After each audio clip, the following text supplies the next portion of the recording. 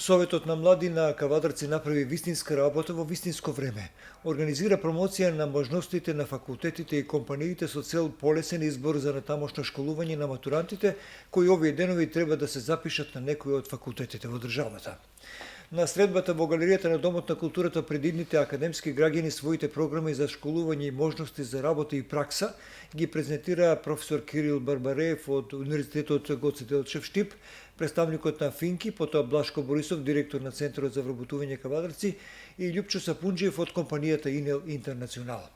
Па идејата беше, освен она што го работиме во склоп на Советот на општина Кавадарци, да излеземе малку на терен, да ги анимираме младите, да направиме на видливост на Советот на млади, од една страна, но од друга страна, она што е поглавната, да ги информираме младите на време за предуписите кои што стартуваат веќе од наредната недела.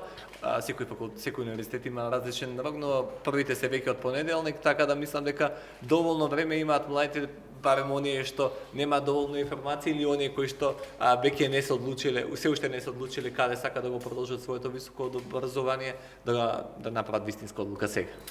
Кои се дефицитарни занимања во општина Кавадарци? Како што реков, значи тука се инженери, електроинженери, масински инженери, градежни инженери, геодетски инженери, се што е околу технологија, мислам техничките науки.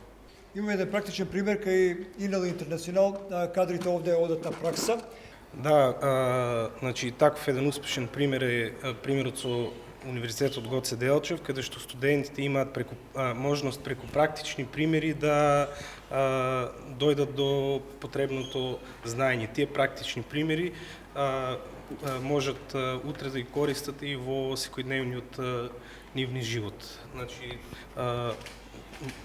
основни работи околу телекомуникациите, поставување на мрежи, поставување на рутери и слично, кои би можело утре и да ги користат и во основниот живот. Многу од младите се заинтересирани да видат подобро, да научат како всушност тоа функционира, како всушност функционира технологијата, како работат тие системи, како Facebook, како работат телефоните и така.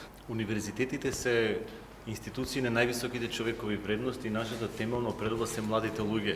Всушност таму се разговара за вистината, за честа, за доблеста, а она кое што денес е посебно важно и на кое што би честителе како универзитет е Советот на млади кој што ги успеа да ги спои на едно место универзитетот, стопанството и сите засегнати страни, односно младите луѓе.